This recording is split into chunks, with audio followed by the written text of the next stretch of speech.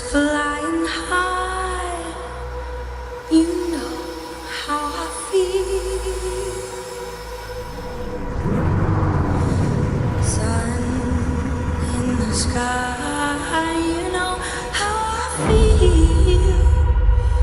Breeze drifting on by, you know how I feel. It's a new dawn. It's a new day, it's a new life.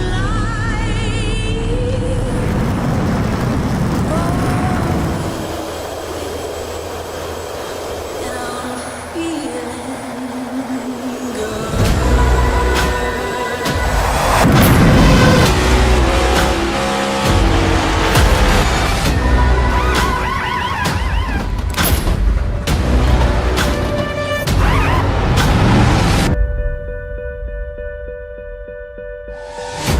Fish in the sea, you know how I feel. River running free, you know how I feel. Blossom on the tree, you know how I feel. It's a new dawn, it's a new day, it's a new life.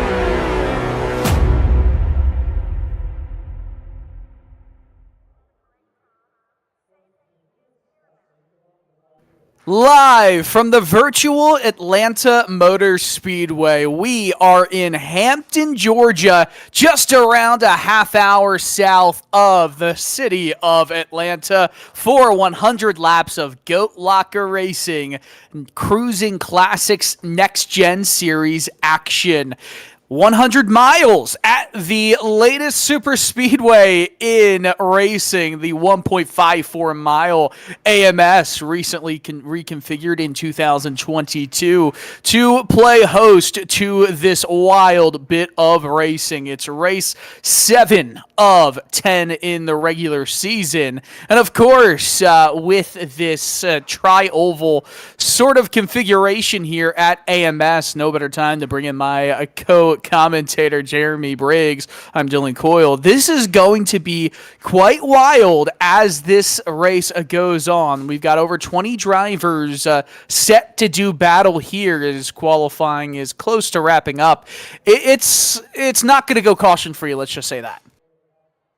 Good evening, Dylan. Good evening, everybody. Yes, that is correct. This is going to be one of those races where there's definitely going to be no long runs, I don't think. We'll have to see how they play out, but these drivers are going to definitely have to make that one pit stop. Racing this race recently in the NASCAR NIS series on iRacing, it was a blast, and I believe these drivers are going to have a fun night tonight. Atlanta has definitely changed. There's a lot of breathing the throttle. It's definitely not that super speedway, pedal to the metal type of racing. You definitely got to breathe, and sometimes when you're behind somebody, you lose the air on the nose and your front tire is just chattering. You go straight up into the person you're outside, and it can just lead to the big one. No, obviously, iRacing is not every single time, the real world NASCAR series come back to the track. They're not always going back and, re-updating, rescanning the track surface. But in the real world, this track surface, after being repaved in 2022, has quickly worn down. We're still getting that 2022 variation where it is still freshly repaved. There's still a lot of grip on the surface, so drivers in this 79 degree temperature, 120 degree track temperature, handling will be a little bit of a concern the longer the run goes, but we're not really expecting handling to be a massive issue throughout this race. So drivers are gridding up right now. No better time to talk about who will start on pole position. And of course, it is last weekend's winner in Brandon Evans starting on the pole with a 31.514 time. He's going to take that Jam Printing and Promotions pole award. Jacob Ellingson, what a rough start to last weekend's race, will start on the outside row, just 4 thousandths of a second off of him. Going farther back now, just 13,000 seconds off is Blake Edel. He'll start on the inside of row 2 with Charles Feltz, the PA Keystone State native driver of the number 75 machine, starting in the outside of row 2. Continuing to move on through the field, starting in 5th is Jason Taylor in the 60 machine. He has not gotten a win so far this season, but he is the highest point scoring driver without a win so far. Jamie Barkas alongside in 6th place, the outside of row 3. Brian Provo, the Virginia driver, will be in 7th with Eddie Smith in 8th as these drivers start to roll off the grid. In 9th place, Jesse Whittington, Levi McCarty alongside to round out the top 10. In 11th, Jeremy Gardner in the 57 machine. James Kaufman will be in P12. And in 13th, Ryan Pendleton and Patrick Drabick will be in the outside of row 7. Only a few more drivers had set times before that part of the lineup. And those drivers are actually George Jewell, Michael Bennett, Bobby Germain, Corinne Smith, Timothy Stubblefield, and Timothy Williams. The rest of your top 20, Tyler Justice, Charles Stevens will start 21st and 22nd. Of course, Brandon Evans will lead the field. The Jam Printing and Promotions Pull Award. Jam is the title sponsor of the Pull Award, veteran certified, and it contributes printing and promotional sponsorships to more than 60 local nonprofits with a primary focus on organizations that assist veterans, women, and children. Jam is GLR's go-to promotional company. The pace car will peel off right in a few moments. It's the Cruisin Classics GoatLocker Racing Next Gen Wednesday Night Series. 100 laps at AMS. When will the first bit of calamity come? We know it's going to at some point in this race. Green flag in the air. 100 laps. We're underway. First row off to a little bit of a breakaway here. Looks like that bottom row right now being led by the Blake Edel number 18. They're going to have that run with Jacob Ellingson still waiting for his help on the outside. Bottom row getting set up as we're getting ready to come around turns 3 and 4 for the first time. Patience will be the name of the game, at least in the early part of this race. It's very easy to get a bit too ambitious and go for a move you really don't have to make at this point in the race, as the top 3 string out single file, at least into turn 1. Oh, look at that. A harsh block by Jason Taylor. There was a big run on the outside, but it keeps that line moving. Top 2 breaking away right now. There are 2 distinct lines in the early goings here. Looks like right now Brandon Evans, our leader, maybe trying to get that. Oh, a little contact there to the wall. Looks like the driver there. Oh, man, we're going to be almost 3 wide here. We are 3 wide. Yeah, we are 3 wide right now, and that is not the spot you really want to be in on lap 3 of this race. 3 drivers side by side by side, and if you're a driver without any help, it's a really difficult spot to kind of get yourself out of. Look how quickly it went wrong for Jason Taylor. He was P3 just a mile and a half ago. He's up into the outside wall. He's now at the very back of this lead pack. It so quickly can happen, and it is so hard to get all those spots back when you mess up. Brian Provo on the inside of that first little collection of cars. Just a 2-car push on the outside with Evans and Jeremy Gardner. But that connection, the two teammates making some solid headway here. That duo up front there of Evans and Gardner is going to be pretty hard to break. We'll see what the rest of the field's going to be able to do with them. They are very in sync. We saw them at Daytona working well together. We're at a similar track here tonight as those two cars are out front with this awesome similar paint schemes, but just one or two small changes in the colorations of them. But great looking rides, and they're out in front. You can see that inside row now. The 08 of Brian Provo getting a shove there from Jacob Ellingson in 27 Lincoln Tech Machine, trying to make that inside work. They're now side by side for a lead out of 4. It is so treacherous coming around this dogleg setup here at Atlanta Motor Speedway. You're going at such high speeds, and you have to really have faith in the driver on the inside or outside of you, as Jason Taylor in the back of this pack just set a fastest lap time. That makes sense, right? You're in the back. You've got the draft of all the cars in front of you. You will commonly see that fastest lap time being kind of given to the driver in the back of the pack. A little bit of a wiggle right there from Brian Provo. Ellingson pushing right up against the 08 machine's rear. I never enjoy pushes through the dog leg like that. Going into one, and Provo didn't either! A spin, a wreck, and they're all piling together. The 27 is into the inside wall. Calamity comes on lap 7. I think only 8 or 9 cars are not involved. Trying to count the cars involved was too much to call here. The big one struck here early. Goodness me, I mean, it's exactly what I said, right? Hate getting a push like that through the dogleg going into turn 1. Provo was unsettled and continued to stay unsettled because that push, I mean, that's just an inopportune time and an inopportune place on the rear bumper to push. Usually when you're coming, when you want to push through sets of corners, you want to push on the right rear. They're turning left. And when you push on that right rear, it kind of turns the car. It helps with that. Here's a replay. Here's what happened. Oh, man, just a massive, massive mistake. Ellingson, who had the front just absolutely pushed in and then obviously went into the inside wall. Provo, you know, it doesn't look like he is as damaged as he could have been, but the mechanical damage is going to be massive. There's that push. And then, again, another push kind of sends Provo up Gardner a little bit. with a meatball flag. Gardner was running second with a meatball flag. Yeah, that's, see, so you want to be on the right rear when you're pushing throughout a corner, and that's not where Ellingson was. Unfortunate moment there for all the drivers.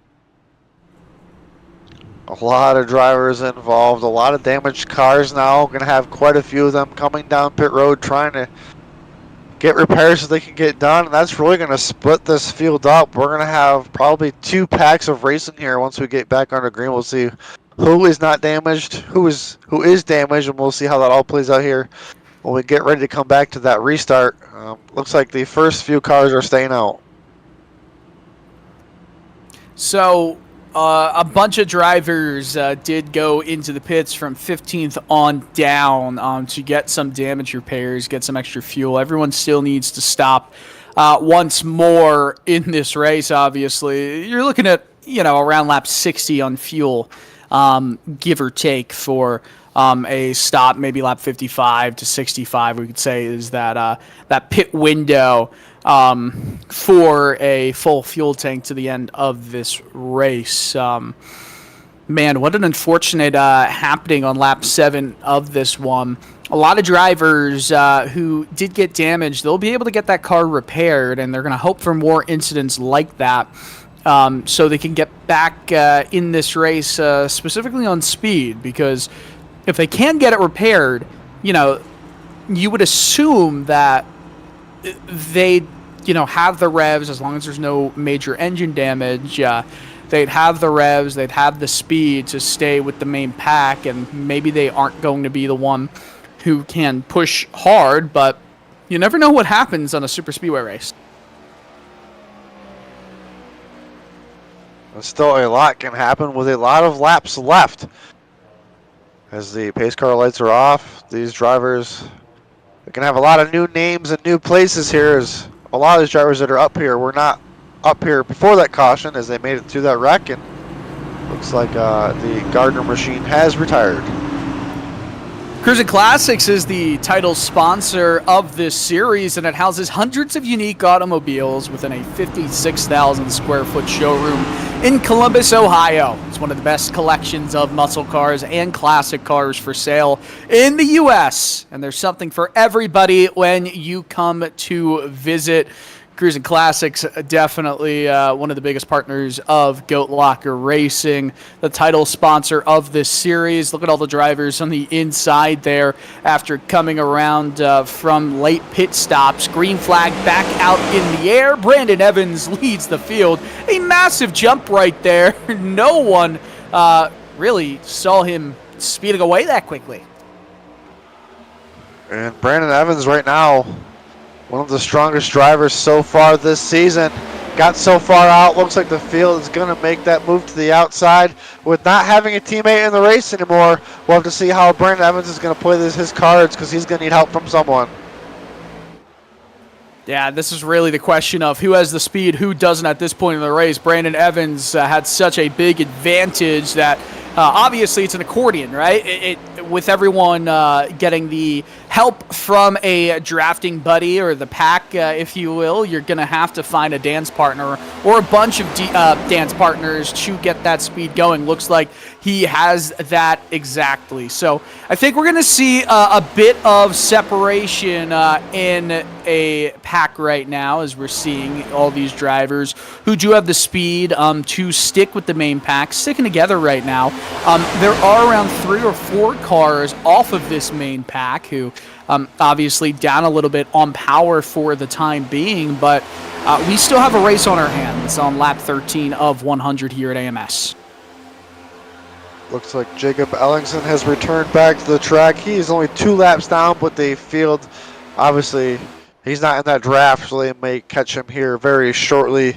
But Ellingson, one of those drivers, trying to make it back out there. Looks like Ryan Pendleton and Blake Edel also a lap down from that incident. And 18th and up, still on the lead lap for now. Oh, a bit of pushing tight right there through the corner. Not comfortable at all, it seems Jamie Barkis was trying to take that inside line. He's struggling a bit with the handling of that race car through 1 and 2, and almost gets to that left rear of the driver in front in P4, Patrick Drabick. Goodness me, this still has the potential for a lot of early aggression in this one. A lot of these drivers, they now know they're in it to win it, an opportunity to clinch their way to the to the playoffs. A lot of drivers right now out here don't have wins. They want to lock themselves in as those races are starting to dwindle away. Races are for sure dwindling away right now, and oh, look at that, a little bit of a shimmy and a shake right there by Eddie Smith in that 87 machine. This is a pretty healthy pack right here. I'm still pleased with the amount of cars that suffered a relative little amount of damage. We've got 15 drivers in this main primary pack here. It would be wise to just hold steady, hold still. Just make sure you stay with the pack, because there is so much racing that is still yet to come. And when I say that, there's a look to the outside of 3Y that does not formulate right there for Michael Bennett in that 19 machine. He was taking a peek. It just was not there for the taking. Looks like he may have potentially got out of the gas a little bit there. That top lane a little bit spread out right now But you got Whittington out front, Evans to his outside. Whittington getting a push from the above the yellow line machine of Eddie Smith. Those two drivers at the bottom trying to make quick work as quick as they can as the outside line not together just yet with enough cars, but they're hanging on. Speaking about above the yellow line, there is no yellow line here at Atlanta. The rules still do remain in place. You don't want to make moves above or below, I should say, that white, red, and white stripe. And sometimes it's dotted when you try and enter pit road, which actually... Pit road rules in real life Atlanta Motor Speedway now is 90 miles per hour on the entry of turn 3 and then 45 at the normal pit road entry. It's just that you're traveling at such a high rate of speed in these packs. You don't want to get a little bit too hairy on pit entry, as these drivers are still trying to fray out and find what they can do to build some extra speed and pick up some positions as we move to lap 20 of 100 in this race. So 16th place is Brian Provo. He was the main driver that was involved in the incident, got a untimely shove on the exit of 2. He's the first driver off of this lead pack battle, and only 3 drivers are not in this lead pack battle but still in the lead lap. As it looks like that top lane is fading away. Everybody trying to get single file and probably just ride this out. We're just a few laps away from a quarter of the way through this race. As we know now, it looks like we got a 11 car pack right here kind of breaking away. So 11 drivers potentially still the opportunity to win. See if any of those drivers with damage can get enough of that damage fixed to put themselves back in contention. But right now it looks like these drivers up front are going to be in it here towards the end if they can stay. Oh, Eddie Smith with a great save. Woo! Man, Eddie Smith was almost turned right there. It looked like Patrick Drabick would have done exactly that in the 07 to the 87 machine. Somehow saved it. Thankfully, we'll grab a replay right here. Thankfully, there was no car directly on the inside of Smith. And remember, you want to push in the right rear around these corners. And that's not exactly what happens right there. My goodness, Jason Taylor was almost getting hooked into the outside wall. That would have been race over for him. And hey, hope you're enjoying this at Nasty's Restaurant and Bar. You guys are the co-sponsor of GLR's Wednesday night series. Nasty's is based in Hilliard, Ohio, and hosts numerous fundraisers with the goal of advancing veteran-based sim racing. And I tell all the patrons to raise a glass, Nasties.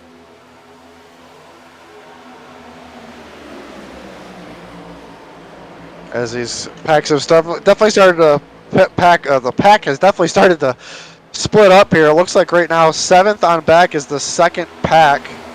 Drabick leading that pack. But it looks like Evans, McCarty, Bennett, Taylor, Whittington, and Eddie Smith, your top 6.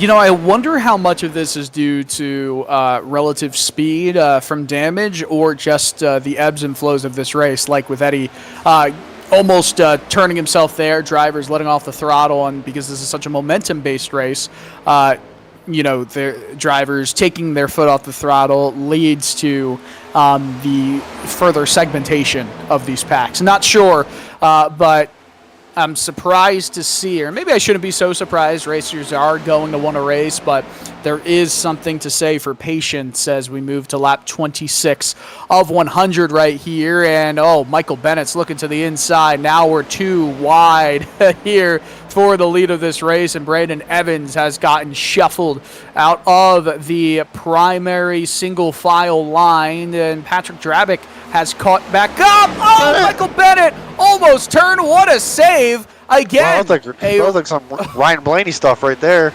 Yeah. I mean, again, that's a right rear push through the corner.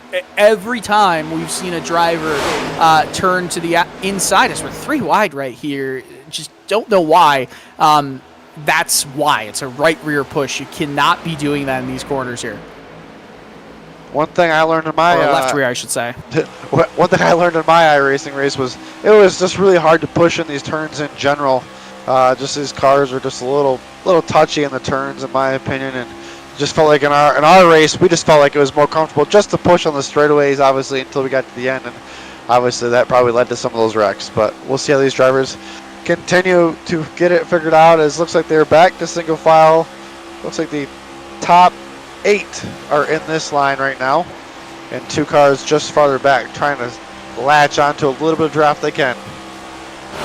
Yeah, trying to right now just ride this one out. I think if the main pack continues to fight like they have been, you're going to see more drivers get back involved as long as they aren't fighting as well, because we did go from 6 to 7 and now 8 drivers in this primary group. The more that they go side by side, the more we could get back up to maybe even 13 drivers involved in this main pack. Heck, I don't think it'll happen over the course of a green flag run, but we could see drivers 5 seconds back just working together, connecting with other smaller groups, and building up some momentum and some steam to catch back up to this lead pack. But we move to lap 30 of 100, almost at that 1/3 point here throughout this race. Good time to tell you about Maconi Setup Shop and Maconi Entertainment. That's who you're watching, how you're watching this race right now on Maconi Entertainment. It's the official setup shop of eNASCAR and your home for setups, paint schemes, coaching, broadcasting, event promotion, and more on the iRacing service. Visit MaconiSetupShop.com for more information. All single file right now, at least for the moment. Michael Bennett, though, he keeps wanting to make moves. He does not like the idea of patience. I don't want to be that guy, Dylan, but I think every time you said we're single file, somebody blips out. All right. Well, listen. We know. Hey, I listen. You don't have to just say I'm just messing with you, because we know what happens when I say something. It usually jinxes the current driving of this race, as in, hey, I'm happy with the green flag racing. There's no cautions right now. You know what's going to happen with me saying that, and I swear to you, for the next lap. We'll have to put you off for a week. Got to take a week off, I think. Yeah, no, that's fine. I think that's the second pack right here, being led by James Kaufman, is starting to catch up to this front pack. I believe that's who's leading it. So we got 4 cars right there, 5 cars. You can see that front pack right there in front of them. Yeah, this is a solid little pack right now. As long as they don't try and race side by side, they can continue moving up through the field. Right here, it's George Jewell, the lead of this pack, just a second off the tail of the lead pack. So they can easily catch you. They're already probably getting a tiny advantage from the draft, but a couple more tenths, and they really will start to reel the rest of this field in. Sitting here watching that timing and scoring like a hawk, and they are doing a heck of a job keeping themselves together. Great graphics here from Howie up there in the production booth, of course. Showing you guys all the telemetry right now between 8th and 9th.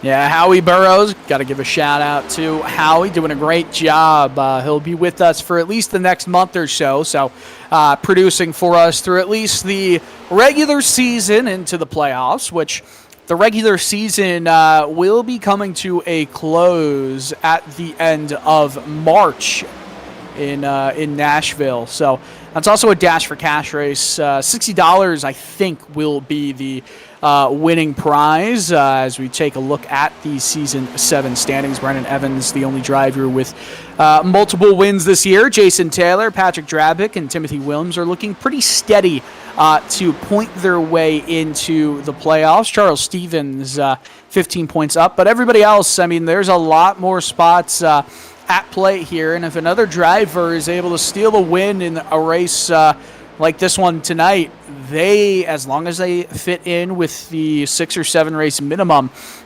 throughout this series, they will make it into the playoffs by that win. So lots of opportunities to move forward. A driver like Logan Surgeon, though, he missed last week. He's not in the race here tonight, so he's putting himself into a must-win situation with only a few races to go, if he's even still eligible to make the playoffs with minimum race participation. As we ride on board here with Michael Bennett. You can see him riding there in the 8th spot right there behind Jason Taylor. Michael Bennett is the first car in front of that group that was catching them as we spoke early on, but now they've kind of fallen back a little bit. This front group kind of got a little bit tighter and started to pull back away. We'll have to see how that plays out here. As I would think that the pit window should be open, and we'll have to decide when these drivers want to come down.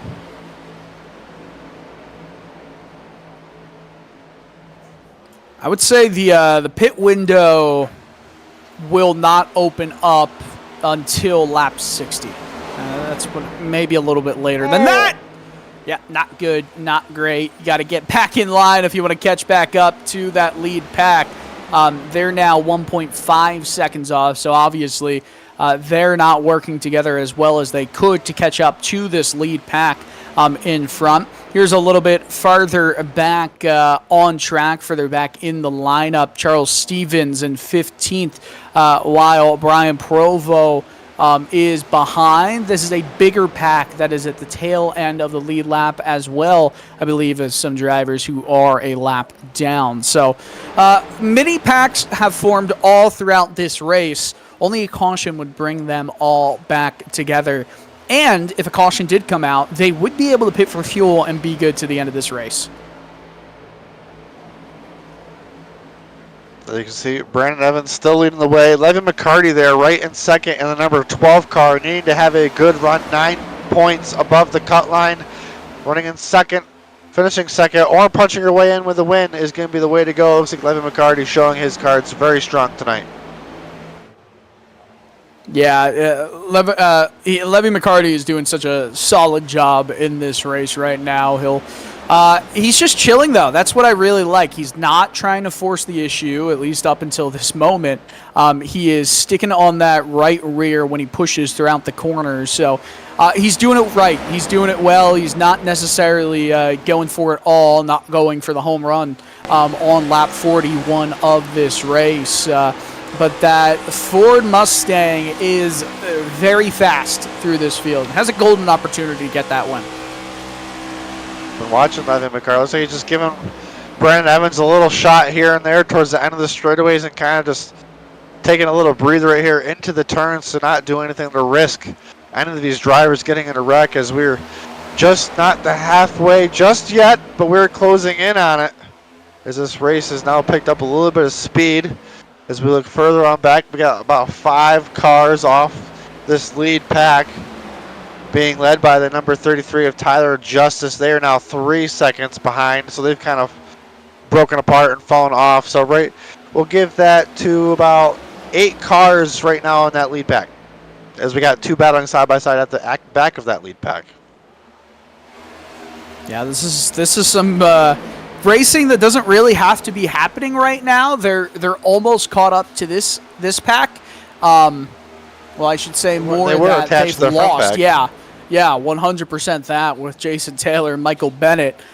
We both know how aggressive Bennett has been in this race, and Taylor has been moving around a lot tonight as well. They would do themselves both a solid if they just got right locked up and just pushed each other to the front pack, and that's exactly what they need to be doing right there. That's perfect. It looks like those drivers realized that they need to catch back up. They were side by side for a couple laps there. I'm not sure what that was all about, but all thing it did to them was fall off that lead pack. And they got some digging deep here to try to catch back up. They are just on the edge of that draft. It was like there, the 84 of Charles Stevens. This is the 3rd pack. Charles Stevens, Brian Provo back here, Charles Feltz, Timothy Wilms, all in this pack. Blue Current Smith right there on the back of it. You know, an interesting battle that I think is happening in this mini pack right now is a battle between Blake Edel and Ryan Pendleton. They are 1 lap down, the both of them, 19th and 20th. Pendleton in the 23 machine, while Blake Edel in the 18 machine. They are running only a 1/10 of a second apart. If a caution did come out right now, Pendleton would get the lucky dog. He would get the free pass back to the lead lap, while Blake Edel would stay one lap down, or he just take the wave around, because you'd think all these drivers would still come into the pits, and he would get that wave around. But that is something to look at. How much do you want to fight within a pack right now to be that first driver a lap down if the caution does come out? I mean, that's something to keep an eye on as we get closer and closer to the halfway point of this race. And halfway point of this race, we got to give more of a shout out. You see those packs all right there to some other bigger sponsors in GoatLocker Racing. How about Lincoln Tech? The title sponsor of GLR's Spring Series, is one of the largest automotive technology schools in the nation, providing superior education and training to our students for in-demand careers across 23 campuses. Hidden Whip Brewery, the title sponsor of GLR's Tuesday Series and veteran-owned, was born from the desire to help you find a little escape from the world outside within our doors. Stay a while, connect with old friends, make new friends, and create lasting memories. InVets, founded by veterans for veterans in Indiana, is the title sponsor of GLR's Sunday Series. InVets aids in transitioning to civilian life, focusing on job placement and finding the right community for veterans and their families to ensure their success and happiness. Just a lap and a half away from officially eclipsing that halfway point here at Atlanta Motor Speedway. One caution, and it was a big one in this race so far. The next half of the race, it's going to be a little bit different because green flag pit stops are looming here in around 10 or so laps time. Could be a little earlier, could be a little bit later, but we know they cannot go. I don't think they can go any more than 65 laps of green on a single run. They have those caution laps, so maybe the last time that any of these drivers could stay out on track is lap 70. I'm not exactly sure, but it will be interesting to see.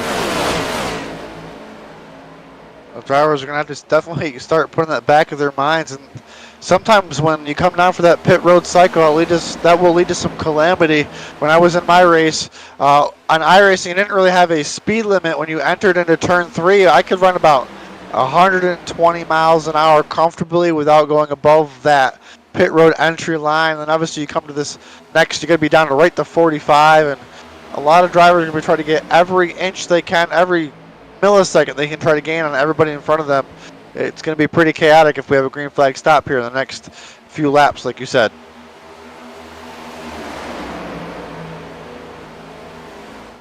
"49 laps to go in this race. It's still McCarty right behind Brandon Evans, just kind of fanning out a little bit more, saving the tires, the most marginal of numbers more. It's probably not really going to matter at all over the course of this run, but it is something to keep in mind. Just it keeps that car a little bit, cleaner with the air going through its radiator.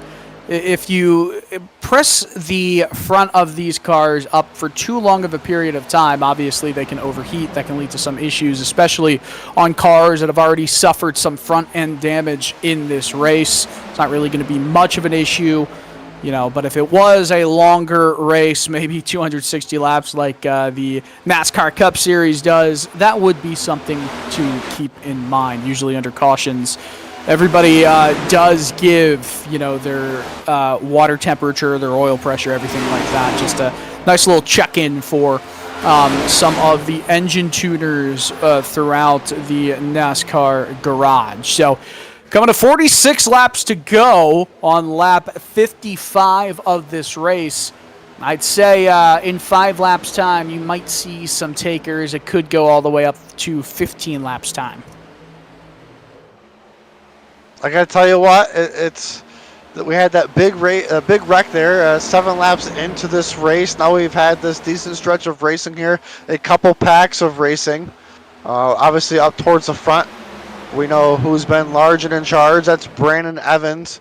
How is he gonna cycle through with this pit? He's been dominant all night long, trying to seal the deal on another victory, being the only multi-winner here so far this season with GoatLocker. trying to do the best he can to just stay out front. But Levin McCarty, one of those drivers by that cut line, might make some risky moves or take some moves just to try to get that W. I was going to let you make the mistake right there of saying saying anything like, caution would be coming out. I'd let you go for the commentator's curse there. I tell you what, I try my best to just go around it as much as I can.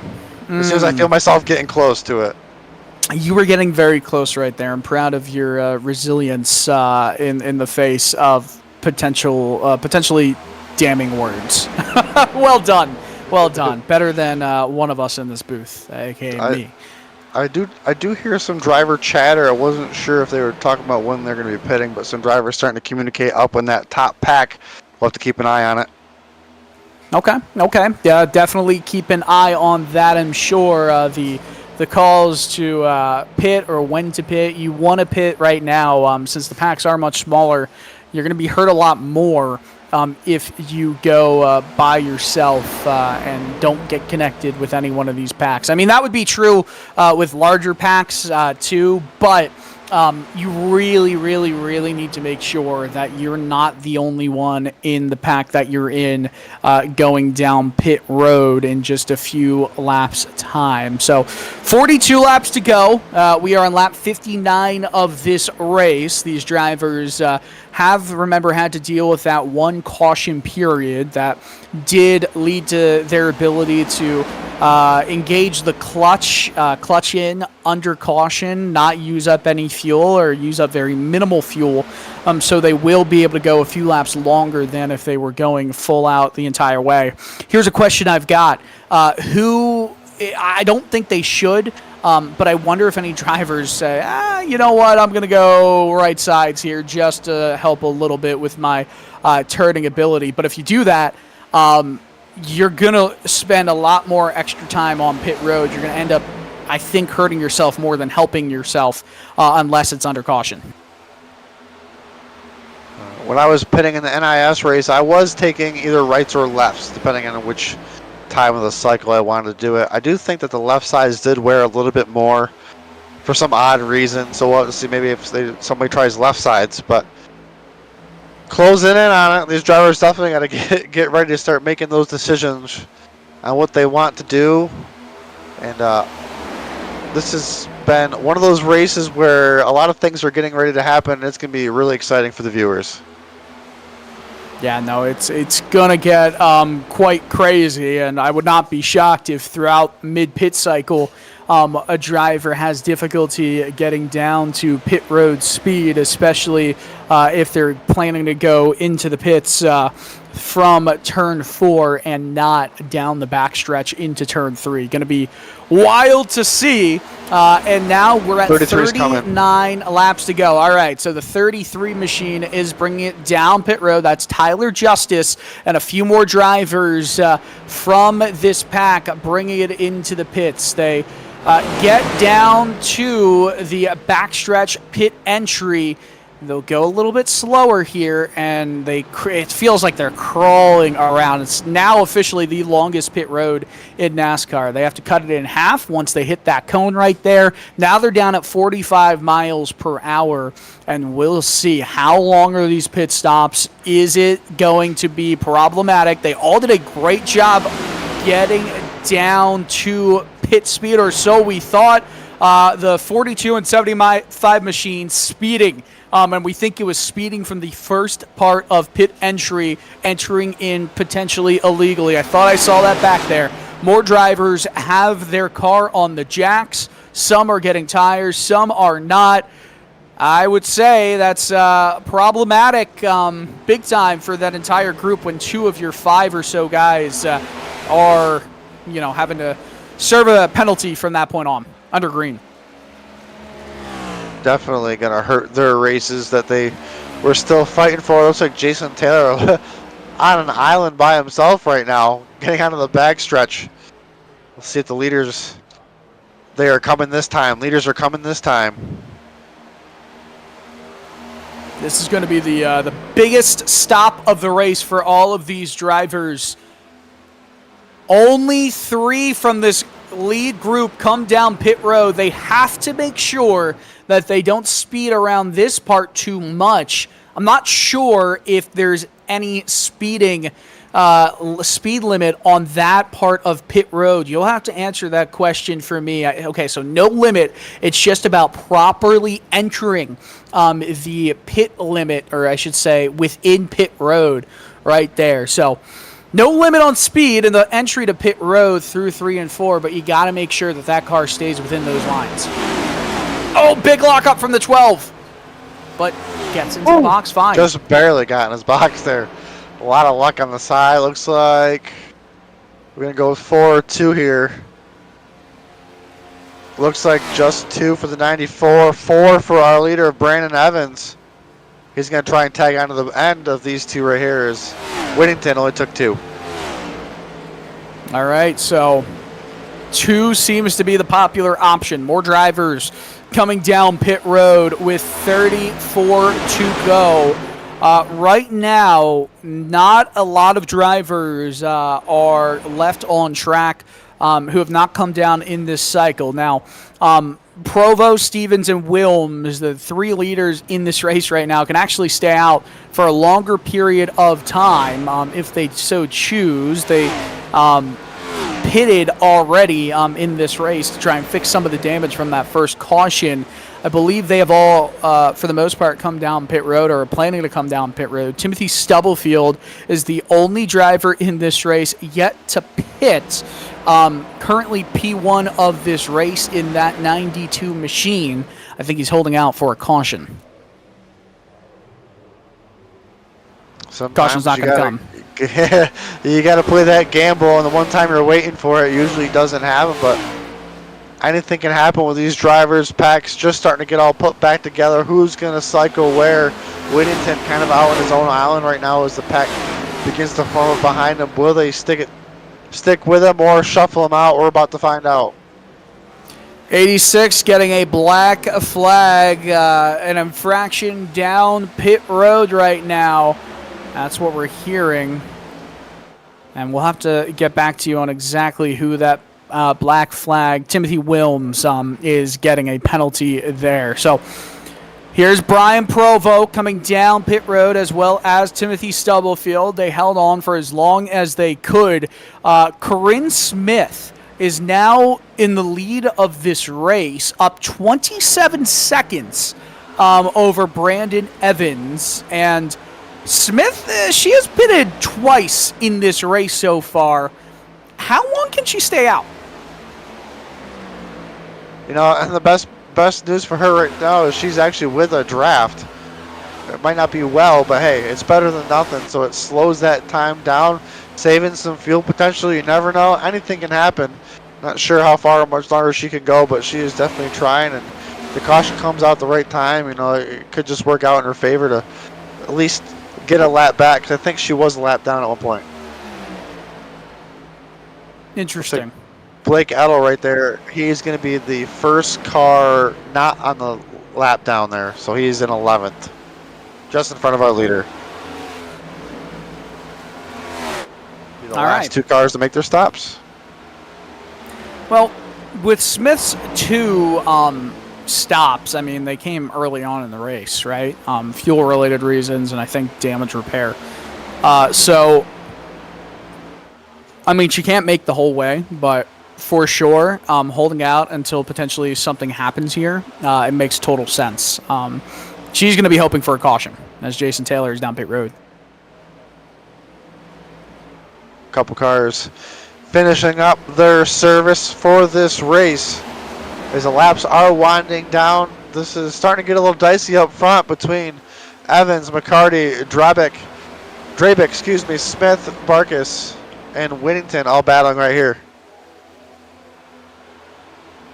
They're going too wide, though, with 28 laps to go. And some pushing, some shaking up of the status quo. And drivers are getting a little feistier in this race. Patrick Drabick, Brandon Evans, they're side by side, but a push coming from Eddie Smith is helping that inside line a lot more at this point in the race. When Smith does pit, this is the battle for the win of this race. As Evans and McCarty get linked back up together, those two cars have been up at the front leading the way the whole time. They got broken up there for a little bit, trying to get put back together as Whittington now in between those two. This is a fun battle ongoing in this race right now, as it's a game of chicken right now. There are 6 drivers in this lead pack. They almost seem that they're connected with another driver for a brief moment before separating entirely. Evans looks down the inside of Barkas, cannot find that lane. But there's still a lot of time left in this race. So my question then becomes, do you really want to fight right now and risk potentially bringing more than 5 other drivers and yourself into this battle for the race win? I'm not sure, because right now George Jewell is the first driver out of this lead pack. He's 5 seconds back. Yeah, you can fight to try and put yourself in a better situation. Racers are going to race. But it's a question mark of, how hard do you want to battle at this moment to make moves? Because look at this. Because of that side draft, because of these 2 drivers, Barkas and Evans going side by side, Barkas going out of line, they lost a lot of time to the 2 leaders. They'll gain it back right here, but you do that for an extra second or 2 or 3 or 4, and all of a sudden you've almost lost the draft. Now, it's only 2 drivers, right? It's not going to be that detrimental and that difficult to catch up to 2 drivers when you have the power of 3. But still, it is something to think about as the pushes get a little bit more aggressive and the traffic jam gets a little bit longer. Blake Edel with a black flag. Evans on the move, trying to power around the outside of both these drivers.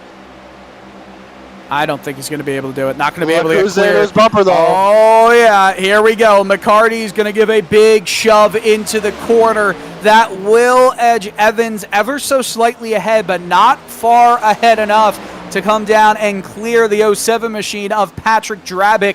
And even if he does, then McCarty is toast. And now we've got 3x3, or I should say 2x3 in this lead pack right now. It is slowly developing, and look at this. It's going to get a little bit more crowded in this lead pack, and I think that's why these drivers recognize what's going on. They're going to catch up to packs of 3 and 2 in the next few laps. It's going to get more crowded. They want to get more, they want to get their positions kind of solidified right now. Corinne Smith, by the way, has gone down pit road, so this is now the battle for the lead of this race. She made it to 21 laps to go. Pretty impressive on that fuel run. Looked like, I want to say something like 70 laps on a full tank of fuel, so pretty solid for Corinne there.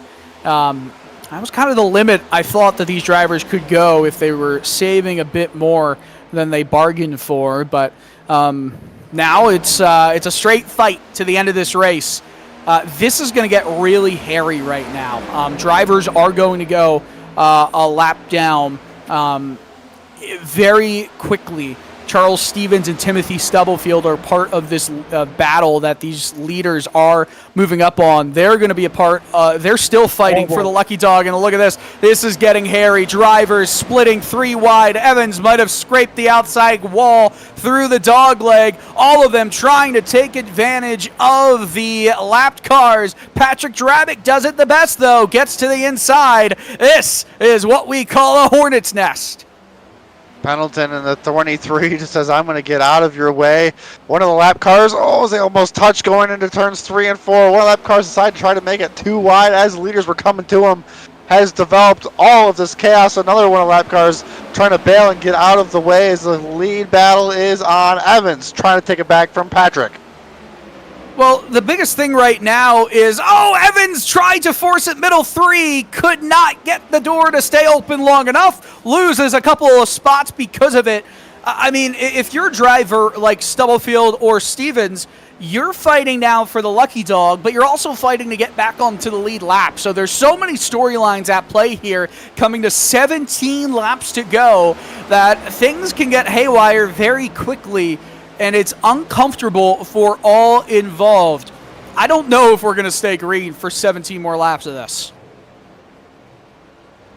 I think Evans was trying to use the lap car as maybe a car in front of him to go faster, but I'm not sure if that car's got damage and isn't really helping them, but they're continuing to fall back from the leaders as they try to make up some time.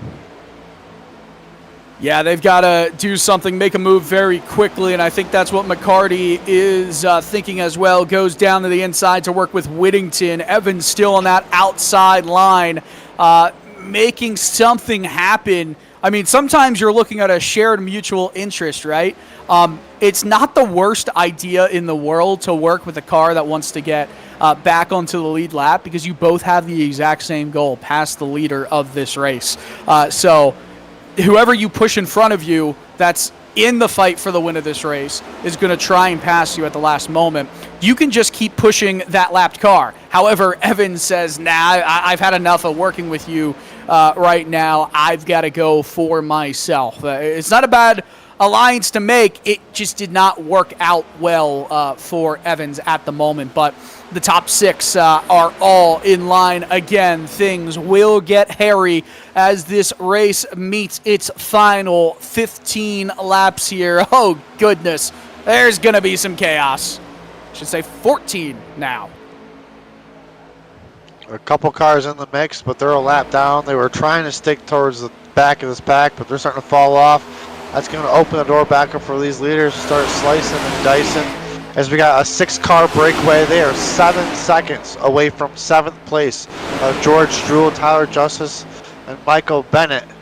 Those are the next 3 drivers, and another big gap back to Timothy Stubblefield leading that pack. Yeah, they're just hoping right now for a caution to shake this thing up and get back in this race. But for the time being, it's just the top 6 that have any shot of winning. If it stays green, that's pretty much what we are going to see. But 6 drivers in this pack are fighting for the win of this race, and the other drivers are fighting to either get back onto the lead lap or get the free pass or get back to 1 lap down. But they're all single file right now, 12 laps to go.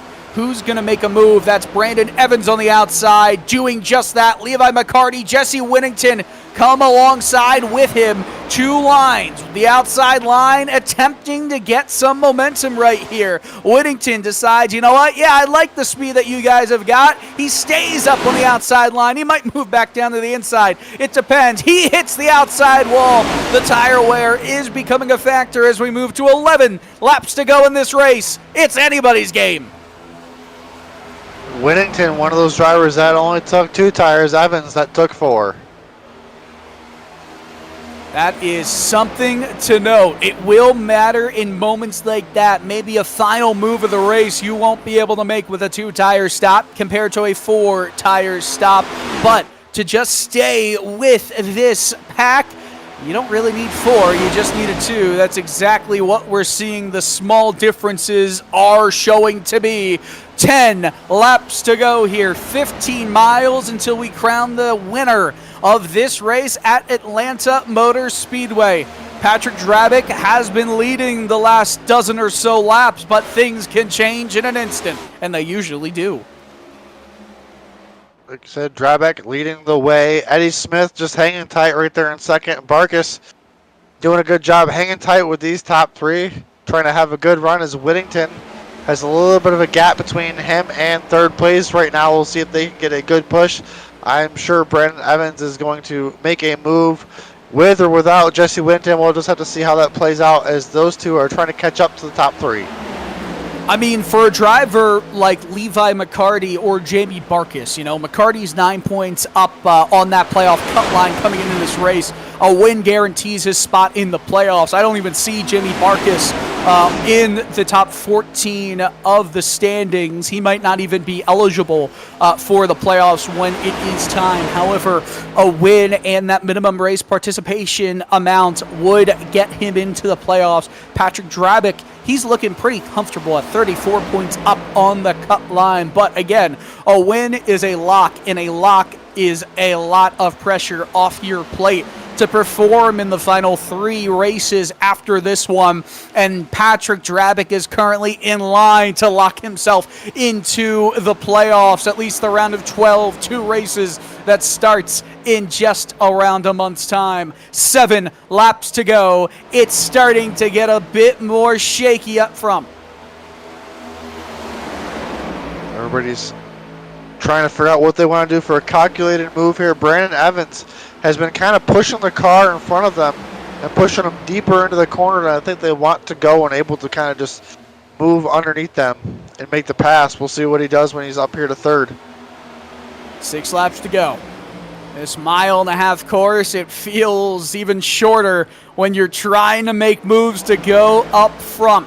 6 drivers, I mean, this is a perfect example of the leaders duking it out while lapped cars are being a little bit more patient in behind. They're starting to break away now from those lapped cars. Speeds are going down ever so slightly because of the wear. 5 laps remaining. When is someone going to make a move to take it to the outside? Is it going to be Brandon Evans? Will Levi McCarty follow him? We've seen that storyline play out before. Really, the top 3 have been patient. 4th to 6th have not been patient. They want to see moves happen now. They need to see moves happen right now. The real question is, when will Barkis make their moves as we come to 4 laps to go here at AMS? Something's got to give.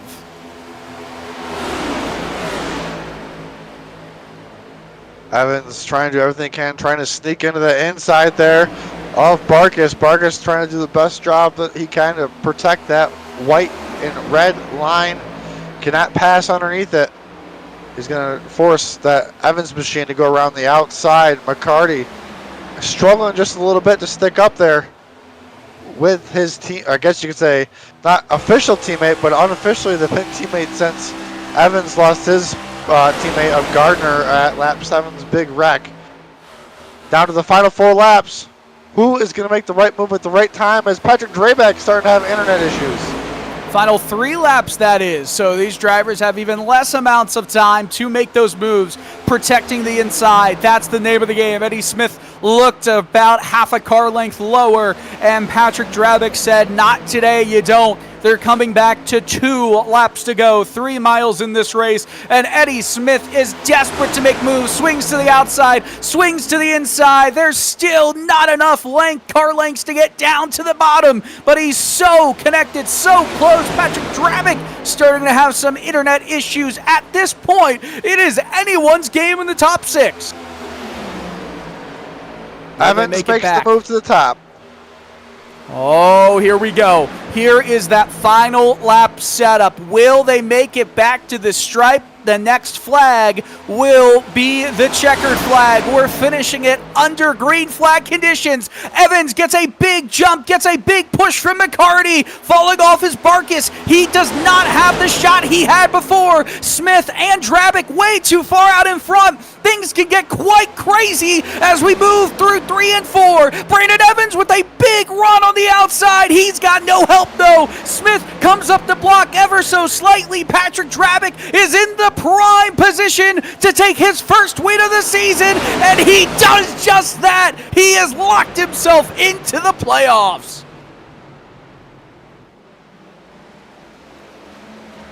What a finish. A stellar, clean finish. Once again by this awesome GoatLocker Racing League. You couldn't have asked for a better finish there. Everybody making moves, and man, so close there for the dominant machine of Evans all night, but the 07 found himself the first one across, getting a checkered flag. Oh man, I mean, you know, it's worth it to be that awesome driver. Replay. Yeah, here's a replay of it. It's worth it as Evans got loose to be in P1. Oh, Evans. I mean, he somehow held on to second place as that race ended right there. But it pays to be in P1. It has seemingly been difficult to make moves happen here on the last lap at Atlanta. But what a great race. Patrick Drabick has won it. And we're going to take a few moments here to recollect ourselves, make sure everyone's ready for podium interviews. We'll be right back here on Maconi Entertainment. When you want to be the best, you can't settle for the rest. For anything on iRacing, there's just one name you need, Maconi. With the launch of Maconi Entertainment and Maconi Competizone alongside Maconi Setup Shop, we now provide the best of the best in setups, paint schemes, coaching, broadcasting, and event organization. With cars across all 4 license classes, we have what you need to hit the track with confidence. Grab a subscription and save money while going fast at MaconiSetupShop.com/subscriptions. There is a reason that Maconi Setup Shop is partnered with more real-world tracks and companies, including Junior Motorsports, than any other group on the iRacing service. And remember, at Maconi Setup Shop, there are setups, but your victories.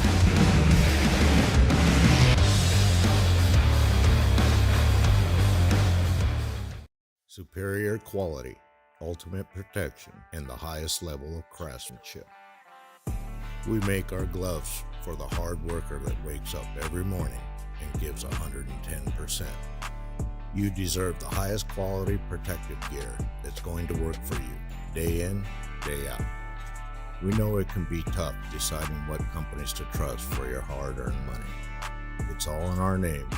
We've mastered our craft to help you master yours. We make our gloves rugged, durable, and designed for you. Whatever the job is, we have you covered. We are your glove station.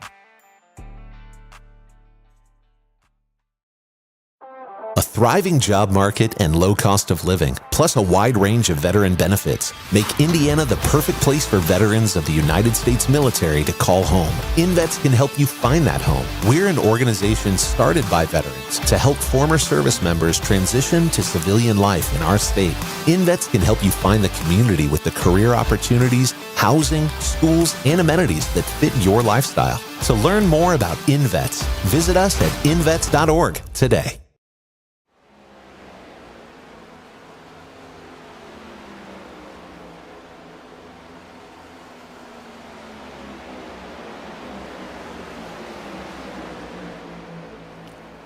What a race here at Atlanta Motor Speedway. Only one caution early in the race. Took a lot of fast cars out of complete contention, but nonetheless, a fast car has ended up as the victor. Let's take a look at the results here on Maconi Entertainment. Patrick Drabick takes the win of this race, locks himself into the playoffs. Brandon Evans almost won another race. He finishes in second, just a little bit ahead of Eddie Smith. Levy McCarty in fourth.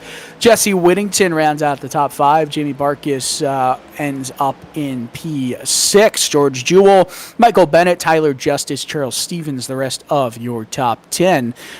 Timothy Stubblefield in 11th. Corinne Smith, a nice recovery to finish in 12th. Jason Taylor, not the day that Jason wanted, finishes in 13th. James Coffin, Brian Provo, Charles Feltz, Bobby Germain, Timothy Wilms, Ryan Pendleton, Blake Edel, your top 20. Jacob Ellingson, Jeremy Gardner, rounding out your 22 car field. It's time to talk with some of our drivers from this race. No better person to start the conversation with than Patrick Drabick, the winner here. Let's get him up into the broadcast booth. Patrick, what a really solid race for you. You really controlled it over the course of the last 20 laps, and sometimes people always ask, is it better to be in first or second at a super speedway on the last lap? I think more often than not, it's good to take the white flag in first for instances like this. Yeah, and I mean, lucky enough, whatever we want to call it. I had 2 phenomenal teammates behind me. Eddie Smith wasn't going to leave my bumper, and neither was Jamie Barkis. So to have us lined up there together to be able to control that last little bit of it, so I felt pretty comfortable there taking the white flag, as long as they didn't get that run to the outside, and they didn't. So, man, feels good to get the Save 22 car, a win finally this season. So that's just awesome. It felt like this race got very technical once that 6-car breakaway really formed, especially after the pit cycle. When you caught up to that pack of lapped cars, that seemed to be the moment that really solidified your spot as the leader of this race. Take us through, how hairy that situation was, kind of blending those two packs. Yeah, I mean, it was a little interesting. I mean, we had the 6-car breakaway there, and then it came time for pit stops. 3 of those guys pit before us. We pit it, the next time around, and then just trying to get linked back up. And at that point in time, we had played follow the leader for long enough, and it was time for us to get up front and see what we could do. So we made that charge to the front, and then had to slice and dice through a pack that was lap cars as well. So that was interesting. But it was a lot of fun, man. Those, everybody raced. I mean, incredibly clean here tonight. Incredibly respectful. Lap cars getting out of the way when we were battling for the win. So, man, that was a lot of fun. Yeah, it seemed like a lot of fun from the broadcast booth. All right, Patrick, I'm going to give you your chance to give a shout out to all the partners and sponsors that make it happen for you. First and foremost, and I said it before, man, you can't do this type of stuff without teammates, and I have some incredible teammates. I mean, Eddie Smith was phenomenal tonight.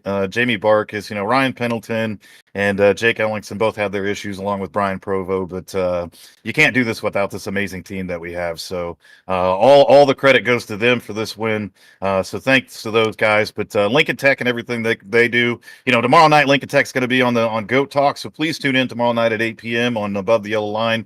We're going to have a couple guys on there from Lincoln Tech talking about what they do, some of their different programs, and of course, why they're partnered here with GoatLocker Racing. Save 22, man, what an amazing organization. Again, I can't be more happy to get them the win here tonight. Please tune into their Tuesday talks on YouTube. I think it goes off at 10 a.m. Eastern Standard Time. Cruisin Classics and Nasty's Restaurant and Bar have been partners of ours forever, and I love them to death. So, again, awesome to have them on board as well. And then the Indiana Department of Veterans Affairs for the wonderful grant that they gave us to continue what we get to do here as a veteran nonprofit here at GoatLocker Racing. So, everybody stay tuned as well. Next week, we're doing another sim delivery. My board of directors selected a very worthy veteran, so we're going to load up the GoatLocker Racing truck and deliver a complete sim rig to a veteran next week, which is absolutely incredible. But in the meantime, I'm going to savor this win, and so happy for Save 22 to get this 07 Chevy Camaro in victory lane for him. And there are so many good things that GoatLocker Racing does to help veterans and their families alike. And of course, that is just an awesome thing. Just surprising a veteran with a full sim rig. You really don't get that in that kind of kindness in most iRacing leagues. So really appreciate all the work that you and everybody else does. Appreciate you guys too. Well, everybody at the Maconi Entertainment Network, you guys rock, man. But yeah, we finally parked her in victory lane this season. All right, Patrick, you're going to the playoffs. Congratulations once again. Oh, Patrick's a fun guy to talk to. Happy to talk to him after a race win, Jeremy. But you've got 2 drivers that did not get into victory lane, but definitely have seen their fair share of racing up front this season. Yes, we have our second place finisher here. He led 59 laps, came up 1 position short, just a few hundredths away from getting another victory here. That is of number 39 of Brandon Evans. Brandon, you were pretty much like, as the stats show, you led 59 laps. You were pretty dominant. Obviously, you lost your teammate early in the race. Also get Levin McCarty there helping you, throughout the night. Explain what you needed there at the end to try to make it work, but explain your whole night.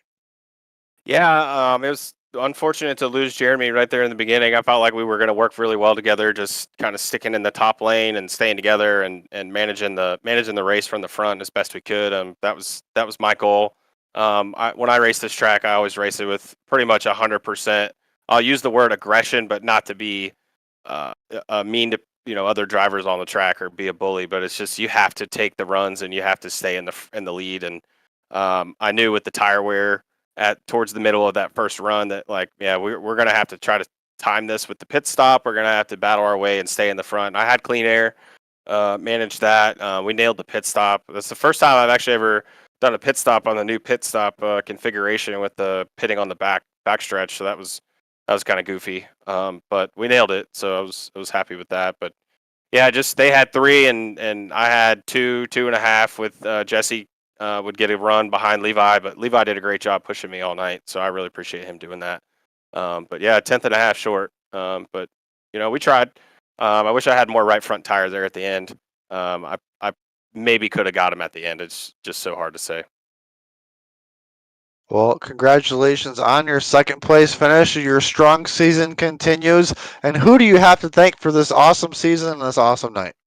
Yeah, I want to thank Jam Printing and Promotions. I want to thank Cruisin Classics. Thank Maconi for putting on the broadcast. Great job tonight. Alexander PCs. Thanks Save 22. .vet. And I want to thank Premier Racing Setups. Awesome. We've talked to you quite a few times this season, and I'm sure we'll probably talk to you before the playoffs. We'll hopefully speak to you next week. Yeah, absolutely. Thanks, guys. That was Brandon Evans, our second place finisher. And now we'll bring in our third place finisher here. He led 2 laps. I believe Eddie Smith in the number 87 above the yellow line machine was on the back bumper of our winner pretty much all night. Eddie, walk us through your night, and what did you need more to maybe get yourself 2 more spots? Hey, what's up, guys? Yeah, pretty fun race, huh? Interesting all around. Green flag pit stops. Yeah, I don't know. I just trying to position yourself up front, trying to make sure you don't lose the main pack. Really is the first part of the race, so that's what we tried to do. And things happen. A wreck happened. Some guys got some damage, and yeah, I don't know. The restart was a little bit weird. Got disconnected from the pack, and was able to kind of get linked up with Pat and Jamie, and we just kind of hung around there, just trying to stay single file, pull away from the other groups, and yeah, pretty awesome race. I enjoyed this one. It was a thriller up here in the broadcast booth. You could really tell everybody was just trying to stay as patient as they could, but you could tell a lot of the other drivers, they really wanted to move forward. And it was kind of hard with these split up packs, what was going to happen. And definitely the green flag pit stops added a little spice to the mix. You found yourself coming home third. And who do you got to thank for getting you here tonight? Yeah, iRacing above the L line, Sim Motion, and Cruisin Classics. Awesome. Good stuff, Eddie. Thank you for your time. Congratulations on your third, and hopefully we'll speak to you soon. Well, that was a fun race, a good show from all the drivers tonight. One caution on a super speedway race is something to celebrate. We didn't get to talk about all of our partners tonight, but a quick shout out to some of them before we do get going. Glove Station is the title sponsor of the Monday series and is committed to providing quality gloves and protective gear for a wide range of daily activities and jobs. Operation Valor Racing is the title sponsor of GLR's Friday series and is a veteran-based race team with the goal of fueling an entry in the NASCAR Craftsman Truck Series. Save 22 is the title sponsor of Goat Talk Live, a 501c3 organization dedicated to preventing suicide among veterans, active duty personnel, and first responders. Red Beard Design Company is a veteran-owned and operated brand design and creative agency out of Greenfield, Indiana, and the designer of all of GLR's logos since day one. iRacing, of course, is the world's premier motorsports racing game, and Above the Yellow Line Media, the home of Goat Talk Live, and provides coverage across the world of motorsports from F1 to NASCAR to everything in between. Take a look at the Season 7 schedule and where we're going to next and where we've been. Gateway, Phoenix, Nashville. 3 races to decide the rest of the regular season. Before we move into the playoffs, we'll have a 1-week break before we get the playoffs started with a 2-race round of 12 at Charlotte and Dover, a 2-race round of 8 at Kansas and Richmond, and a championship race at Texas Motor Speedway the first Wednesday of May. Was a fun one here tonight, Jeremy. Yeah, a lot of calamity there early on, but once the field got nice and straight there at the end, it was a great race to watch, and these drivers made it happen, especially with the trickiness of those green flag stops, the uniqueness of this style of racing here at Atlanta Motor Speedway. It is classified as a drafting track, but it's like the 1.5 mile, not much a super speedway, but kind of sort of feel. But these drivers did great tonight. It was fun to watch up here in the broadcast booth, and I had a great time and loved Howie's awesome starting grid. Yeah, Howie, great job tonight in the production booth. And for myself, Dylan Coyle, I was joined alongside Jeremy Briggs. Patrick Drabick wins it here at Atlanta Motor Speedway. Join us again on Maconi Entertainment next Wednesday for round 8 of this regular season of GoatLocker Racing. Cruisin Classics Wednesday racing will be at a Gateway, a very egg-shaped racetrack. But that's it for now. You've been watching Maconi Entertainment. Good night and good racing.